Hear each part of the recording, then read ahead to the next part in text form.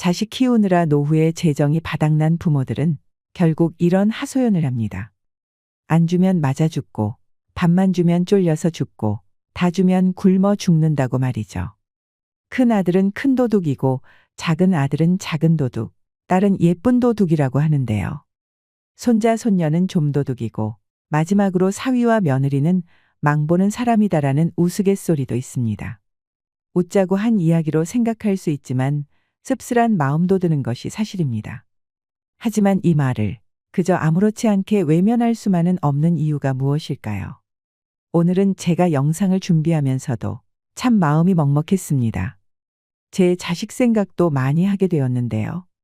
은퇴 후에 자녀들의 노예가 되어서 벌벌 떠는 부모가 늘고 있습니다. 나이가 들수록 피하고 싶어도 피할 수 없고 마주해야 할 문제들이 있습니다. 영상을 보시면서 부모와 자식, 그리고 형제들의 관계를 떠올려 보시고 돈과 관련해서 은퇴하는 부모가 어떤 선택을 하는 것이 좋을지 충분히 고민해 보시길 바랍니다. 등잔 밑이 어둡다는 말도 있듯이 핏줄이라는 인연이 돈과 관련해서 어떤 변화를 일으킬 수 있는지 생각해 보는 시간이 되었으면 좋겠습니다. 손자, 손녀 보고 싶다고 아무리 얘기해도 이런저런 바쁘다는 핑계로 오지 않던 자식들이 갑자기 깜빡이도 켜지 않고 부모에게 다가올 때가 있다고 합니다. 불쌍한 늙은 부모가 자식에게 속아서 넘어갔구나 하는 안타까운 사연들은 지금 우리가 겪고 있는 현실입니다. 실제로 자식이 집을 사러 오면 부모와 함께 오는 경우가 많은데 부모가 집을 사러 오면 노인이든 중년이든 부부만 오는 경우가 많습니다. 자식들이 살 집을 볼 때 부모가 오는 것은 부모님이 좋아서 모시고 오는 경우보다 부모님 돈이 필요하니까 어쩔 수 없이 함께 오는 것이 대부분입니다. 일반적으로도 젊은 사람들이 내 집 마련을 하려면 부모의 도움 없이는 정말 힘든 일입니다. 대출 없이 부모 찬스로 내 집 마련을 하는 자식들은 고마움을 잘 모릅니다. 그 당시에는 고마웠다가도 살다 보면 조금씩 그 고마움이 반감되는 것도 사실입니다. 주위를 둘러보면 돈이 있으니까 당연하게 자식들에게 집을 사줘야 한다고 생각하는 부모가 정말 많습니다. 집 한 칸 마련해 주지 못했을 때 부모 노릇도 못했다고 부모가 스스로 자책을 하면 자식들이 무엇을 보고 배울까요? 세상에는 수많은 속임수가 있지만 알고도 속고 모르고도 속는 것이 자식에게 속는 것입니다. 가진 돈을 자식에게 전부 털어서 사업자금 대주고 거지가 되었던 사람을 보고 혀를 껄껄 차던 친구들도 자식들의 달콤한 말과 힘들어서 죽을 것 같다는 신음소리에 결국에는 넘어갑니다. 자식 이기는 부모는 없다고 말하지만 이것은 이기고 지고의 문제가 아닌 것 같습니다. 나중에 가슴 치고 후회하지 않으려면 신중하셔야 합니다. 부모들이 이런 말을 많이 하잖아요. 아이고 얘들아 내 걱정은 하지 말고 너희들이나 잘 살면 된다라고요. 마찬가지로 자식이 부모에게 우리 걱정하지 말고 우리 키우느라고 그동안 고생하셨으니까 지금부터라도 행복하게 사세요라고 한다면 정말 보람될 것입니다. 원시 불교의 경전 아함경에 이런 이야기가 실려 있습니다. 어느 이른 아침에 부처님께서 탁발하시려고 성 안으로 들어가셨다가 늙고 쇠약한 어떤 노인이 지팡이에 몸을 의지한 채 구걸하는 모습을 보고 물었답니다. 어찌하여 늙고 쇠약한 몸인데도 거리에서 구걸을 하고 계십니까? 라고요. 그랬더니 구걸하고 있던 노인이 하는 말이 아들을 키워서 며느리를 맞아들이고 자식에게 재산을 물려주었더니 늙은이는 더 이상 필요 없다고 쫓아내는 바람에 이제 의지할 곳도 없는 처지라서 이렇게 걸식하고 있습니다 하더랍니다. 그 말을 듣고 있던 부처님은 그 노인에게 부처님의 공덕을 찬탄하는 교리가 기록된 개송을 일러주면서 많은 사람들이 있는 곳에서 그 개송을 나누라고 하였습니다. 어차피 의지할 곳도 없는 구걸 노인은 부처님이 시키는 대로 여기저기 돌아다니면서 사람들에게 개송을 전하기 시작했습니다. 나는 아들을 낳았다고 기뻐했고 그 아들을 위해 애써 재산을 모았으며 아들을 위해서 며느리를 들인 후에 재산을 물려주었는데 결국은 집에서 쫓겨나게 되었다네. 마을에 어떤 불량한 자식이 늙은 아비를 등지고 버렸으니 얼굴은 사람이지만 그 마음은 나찰 악귀라네. 늙은 말은 쓸 데가 없다고 하여 보리 껍질 먹이까지 빼앗아 버리듯이 젊은 자식이 늙어 힘없는 아비를 쫓아내니 늙은 아비는 거리를 떠돌면서 구걸하네. 내가 늙어 지팡이에 의지하게 되고 보니 자식이란 지팡이보다도 못한 것. 자식이 귀하다고 사랑만 할 것 아니라오. 지팡이는 소나 개를 막아주고 험한 곳에선 나를 지탱해주며 가시덤불도 헤쳐가게 해주니 이 말없는 지팡이가 못된 자식보다 훨씬 낫다오. 이 이야기를 들으니 무슨 생각이 드시나요? 핏줄이라는 이름으로 된 빨대는 늘 면죄부를 얻습니다. 사람들은 핏줄이라고 말하면서 핏줄에서 감동받도록 교육되어 왔습니다. 핏줄조차 이미 단맛의 빨대들로 맺어져 있다는 것을 아는 사람은 많지 않습니다. 하지만 사람들은 이를 사랑이라고도 부릅니다. 사랑이 빨대로 둔갑했지만 핏줄이기 때문에 그냥 사랑인 줄로만 아는 것입니다. 스물이 한참 넘은 40세의 자식조차 핏줄이므로 늙어가는 아비에게 빨대를 꽂아도 당연하다고 여기는 것이 흔한 일이 되었습니다. 요즘 사회적으로 많이 다뤄지는 문제들 중 하나가 부모와 자식 간의 관계를 돌아보게 만드는 일입니다. 자식의 노예가 되어 벌벌 떨면서 하루하루를 사는 부모가 해마다 늘고 있습니다. 자식이 자립할 기회를 빼앗은 대가를 부모가 치른 이 비극들은 자립을 원치 않았던 부모에게도 상당한 문제가 있었기 때문에 발생한 것입니다. 도움만 받으려는 자식, 집 안 나가는 자식을 잘못 키운 벌입니다. 현대를 살아가는 사람들에게 돈은 핏줄의 배신을 부르는 특별한 도구일지도 모른다는 생각이 듭니다. 돈 없이 살 수 있는 세상이 아니기 때문에 돈에 집착하는 마음을 모르지 않지만 핏줄까지 끊어버리는 비정함이 녹아있을 거라고 믿고 싶진 않습니다. 하지만 현실은 제 생각을 오답이라고 말합니다. 철부지 같은 생각을 하지 말라고 말이죠. 얼마 전 언론에서 다뤄진 기사에서 폐륜 범죄, 돈은 피보다 진했다라는 내용이 소개된 적이 있었습니다. 평생 땀 흘려서 일하면서 5남매를 키우고 은퇴했던 김 씨는 자녀들이 장성한 후에도 현금은 물론이고 집과 자동차를 사주면서까지 자식들을 위해서 경제적 지원을 아끼지 않았답니다. 그러던 어느 날 시집을 갔던 딸이 하는 말이 집을 사주면 아버지가 돌아가실 때까지 돌보겠다는 약속을 하더랍니다. 그 말을 믿었던 아버지는 마지막 남은 재산을 정리해서 빠르게 넘겼다는 겁니다. 그런데 딸과 함께 산 지 불과 2달 만에 갖은 구박을 당하면서 집에서 쫓겨나고 말았답니다.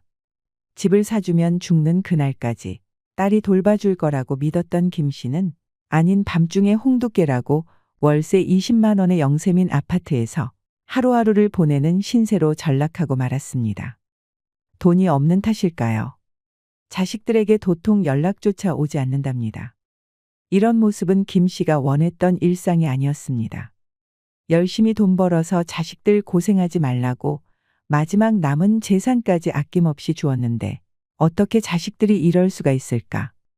원통하고 분한 나날을 보내야 했다는 겁니다.